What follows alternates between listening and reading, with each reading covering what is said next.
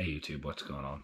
Um, just got done with a pretty long Keith Kalfas, if I could speak with my speech impediment and my tongue tied to my shoelaces. Sorry about that. Um, Keith Kalfas. It was a simulcast. He was on Instagram, YouTube, and Facebook all at the same time. It was about 3 years ago. About an hour and 45 minutes of marketing, and I got a lot of inspiration. We went today and made a D sign, a bandit sign. Most people call them yard signs. This company charges $65 for one sign, $45.50 plus a $15 rush fee. And when we got it, it didn't have the right phone number on it, because we made it in a rush and we made a mistake.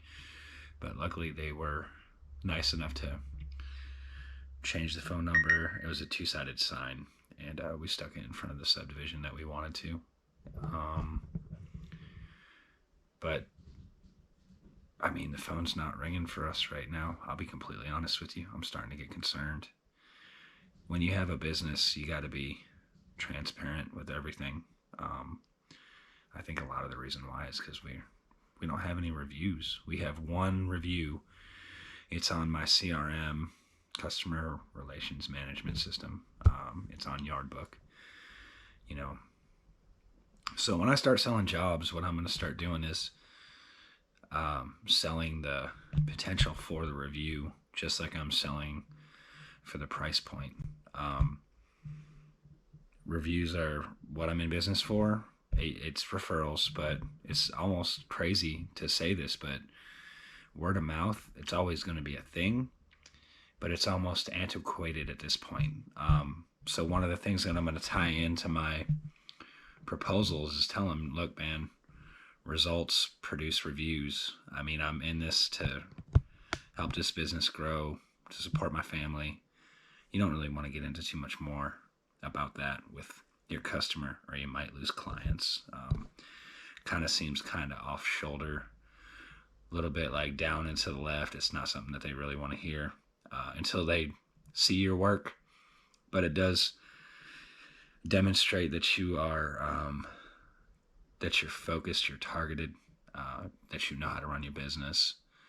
So that's one of the things I'm going to incorporate into it. I don't really need a script, but you got to have some slogans and some catchphrases, but you don't want them to be too salesy. And starting to think in that mind frame, and we're going to take a whole day when we get a chance, probably sometime midweek when we got a little bit of a slower point, and just try to make the phones ring.